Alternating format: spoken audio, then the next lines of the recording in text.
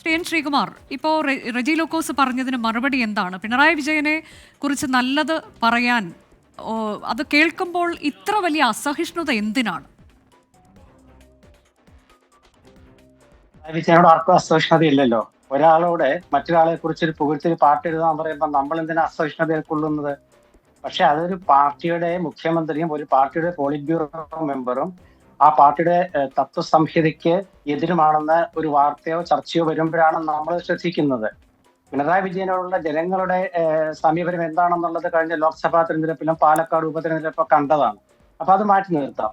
പിന്നെ വാഴ്ത്തുപാട്ട് എന്ന് പറയുന്നത് ഒരാളെ പ്രശംസിച്ച് എഴുതാൻ പറഞ്ഞാൽ അങ്ങനെയല്ലേ എഴുതാൻ പറ്റുള്ളൂ.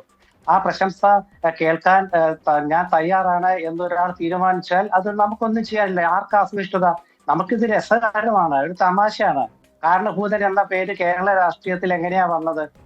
എന്തിനും ഇപ്പൊ കാരണഭൂതൻ എന്നുള്ള പേരുണ്ടല്ലോ, അതിന് ബീജാഭാവം ചെയ്ത ആളാണ് ആ പാർട്ടിയല്ലേ?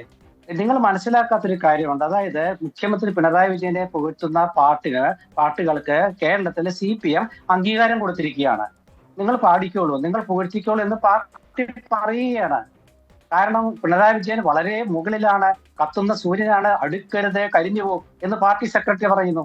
പിണറായി വിജയൻ ഈ നാടിന്റെ ഐശ്വര്യമാണെന്ന് EP ജയരാജൻ കേന്ദ്ര കമ്മിറ്റി അംഗം CPM-ന്റെ പറയുന്നു. പിണറായി വിജയൻ ദൈവം തന്ന വരദാനമാണെന്ന് ദേവസ്വം മന്ത്രി വാസവൻ പറയുന്നു. അപ്പൊ ഇതൊക്കെ കേട്ടിരിക്കുന്ന ഒരു മുഖ്യമന്ത്രി ഇതൊന്നും എന്നെ കുറിച്ച് പറഞ്ഞു പോകരുത് എന്ന് എന്തുകൊണ്ടാ പറയാത്തത്?